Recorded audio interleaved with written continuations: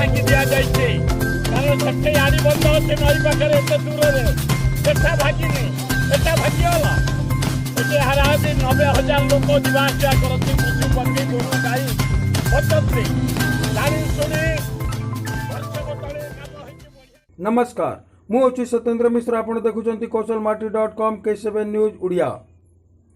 जाजपुर जिल्लार बहुचर्चित धर्मशाला बुद्धिलिंग घाई को नहीं कांग्रेस नेता सुरेश कुमार राउतराय रखिले प्रतिक्रिया।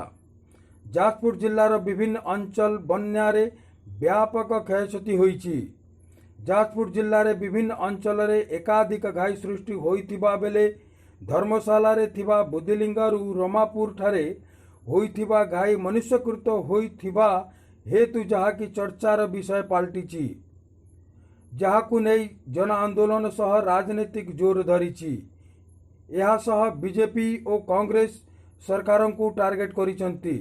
बन्या प्रभावित अंचलर क्षयक्षति निमंते निखिल भारत कांग्रेस द्वारा गठित कमिटीर सदस्य तथा उड़ीसा प्रदेश कमिटीर सदस्य तथा जटणी विधायक सुरेश कुमार राउतराय जाजपुर जिल्लार विभिन्न अंचल परिदर्शन करथिले। तत्सहित कांग्रेस नेत्री स्मृति रेखा पही और बड़चणा कांग्रेस नेता अजय कुमार सामल तांको सहित उपस्थित रही सरकार को घोर निंदा करिसंती। आकु डिनामाइट लगे कि भांगी दिया जाइए कारण सेठे आड़ी बंद अच्छे नई पाखे एत दूर सेठा भागिनी एटा भागीगला एटे हाराहारी 90,000 लोक जावासिया करती पशु पक्षी गोरु गाई बचती जानी शुणी वर्षक तले काम होइछि बढ़िया काम होइतला 24 कोटी खर्च होइछि डिनामाइट लगे भांगी दिया जाइछि।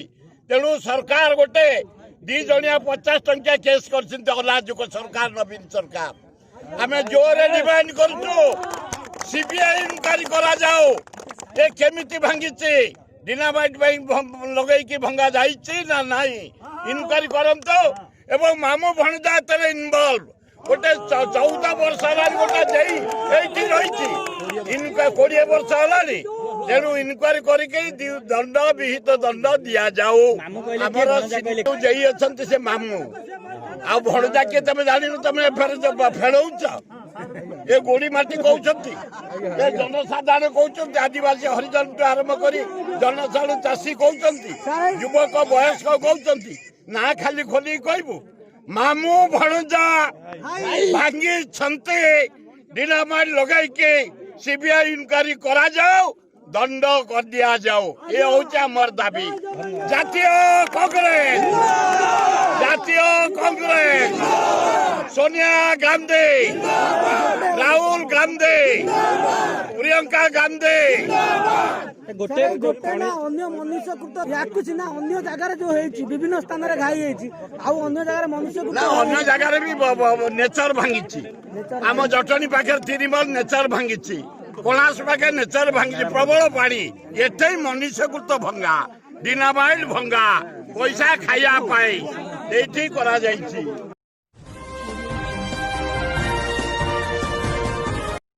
यह स्पष्ट यह एक मनुष्यकृत घाई एवं लोक मुखरे यह मामू भणजा घाई भाव में आख्या पाइलानी ये ना कहीं देना जनसाधारण स्वतस्फूर्त भाव में जी ए दायी तांको ना कहउचंती मामू भणजा ए घाई करिछि।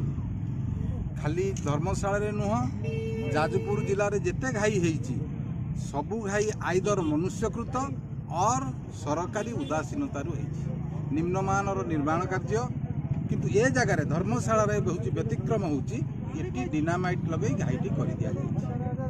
फौजदारी मामला रुजु करा जाऊ कड़ा दफारे तदंत करा जाऊ एवं दोषी विरुद्ध में तुरंत कार्यानुष्ठान निमंते भारतीय जातीय कांग्रेस दल तरफ जदि आपण कहउचंती कहा लोक माने आपण मान भी समस्ते जानिचंती एवं से ताकू आउ कहिकी से कथा कहिकी आउ निजुको निजे छोट हवा उचित आंदोलनात्मक पंथा ग्रहण करा दियो बोली ओडिशा प्रदेश कांग्रेस कमिटीर वरिष्ठ राजनेता एवं जटणीर मान्यवर विधायक सुरेश राउतराय कहिकी गले जे आंदोलन हबो यदि ठीक भाव में कार्यानुष्ठान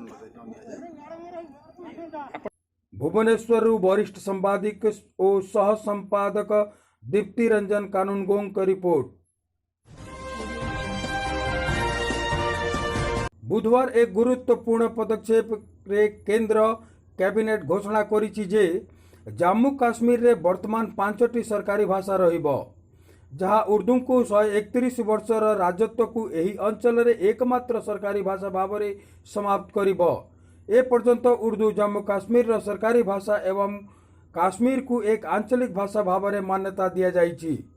आगामी मौसमी अधिवेशन रे जम्मू काश्मीर रो सरकारी भाषा बिल 2020 संसद रे उपस्थापित हब। संसद रे जम्मू काश्मीर रो सरकारी भाषा बिल 2020 प्रणयन को केंद्र कैबिनेट अनुमोदन करिछि, जोथिरे 5टी भाषा उर्दू, काश्मीरी, डोगरी, हिंदी और अंग्रेजी भाषा हब। डोगरा फ्रंट एवं शिवसेना रो सभापति श्री अशोक गुप्ता नेतृत्व रे कार्यकर्ता माने जम्मू काश्मीर रो सरकारी भाषा भाव में डोगरी घोषणा को पालन करी मिठा बंटन करिथिबे एवं वाद्ययंत्र बजाई स्वागत जणाइछन्ति। शिवसेना और डोगरा फ्रंट रो सभापति श्री अशोक गुप्ता कहिसन्ति जे यह एक स्वागत योग्य पदक्षेप, किंतु आहुरी अनेक बाट बाकी अछि, जेहेतु आमे आमर डोगरा संस्कृति, डोगरा पोशाक, डोगरा फूड्स पुनर्जीवित करिछु।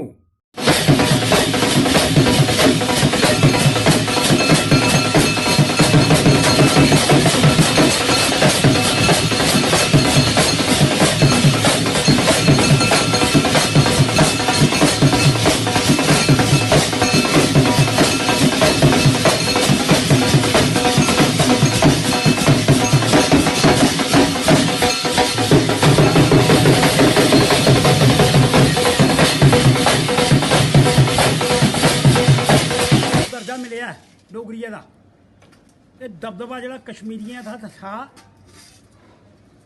अज तो निजात पाई असें, पर धन्यवाद है राज्यपाल जी का, धन्यवाद है मोदी जी का।